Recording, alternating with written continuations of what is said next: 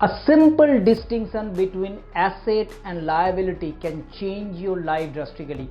Hi everyone, in this video I am going to share with you what is an asset, what is a liability, and how you can distinguish between asset and liability. And if you want to know, then stick around. So what is an asset? Robert Kiyosaki, the author of Rich Dad and Poor Dad, said a very simple formula. An asset is something that puts money into your pocket every single month. A liability is something that takes money from your pocket. That is the most simplest formula that I follow. And in fact, I like this formula so much that one formula actually changed, that one definition that changed my life drastically. I now look for always to buy assets. Asset is something that put money into your pocket. So that means what are the things that you can buy which is an asset? Often we have heard a lot of times that okay, anything that you buy is an asset. That's not the case, right? If you buy your mobile phones for your own usage, it's not an asset. If you buy a car which is for your own leisure, for your own transportation, it's not an asset. If you buy a house which is for your own living, it's not an asset. Although there is a huge debate about whether your home is an asset or not. No, it is not an asset because it has a lot of maintenance, a lot of costs that every single month that you have to pay just to live in the house. What is an asset? An asset is something that gives you money in every single month. How? If you buy a positive cash flow property, then it's an asset. If you invest in a market and that gives you dividend in every single month or every single year, it's an asset.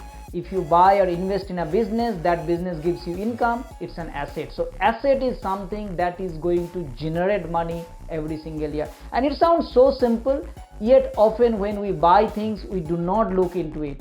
The best way that we should be looking into it is that how can I buy more and more on the asset? How can I reduce on expenses of more and more liabilities? What are the liabilities? Anything that is taking the money out of it is a liability.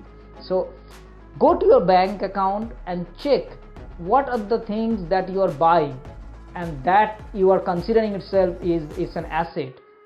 Some of the things that you are buying, it's not an asset. Some of the things that you are buying is not basically an asset, although you are considering it might be a liability. Go with the simple test of an asset that actually generates money, a liability which actually takes money. If you go with this simple formula, then you will never be broke. In fact, your asset column is going to go up as soon as you see that every single month the money is coming. Similarly, if you buy a negative gearing property, if you buy a negative cash flow property, then to me it is actually a liability. Yes, you can argue that that property price is going to go up. I do not always believe with that, because often with holding every single year and then you will lose the money after 5 years, 7 years after losing money, then you will get the lump sum. But hey, how do you sustain, how do you continue for the next 5 years of losing money continuously? The goal of your investment would be to buy always assets and look for something where the money is always getting generated rather than money is getting depleted. Ask yourself, look for your life and see that what all the things the last 5 years you bought and how many of them are actually assets and how many of them are liabilities. And in my case also, I am actually reducing as much as possible to buy liabilities and buying more and more assets. Buying more and more assets is actually giving me an opportunity to increase my portfolio, increase my finance, and that way I am focusing on my growth. So if you want to get one thing out of it from this video, I would say buy always assets, not liability. An asset is something that is giving you money and liability is something that is taking money. If you follow this principle, if you understand, then you would be always looking to buy assets, not liabilities. I hope you find this video helpful. If you like this video, consider subscribing my channel, turn the notification bell on so you get to see more videos like this, and it will also help me to reach out to more people like you. Thank you so much for watching, and I'll see you next time. Bye bye.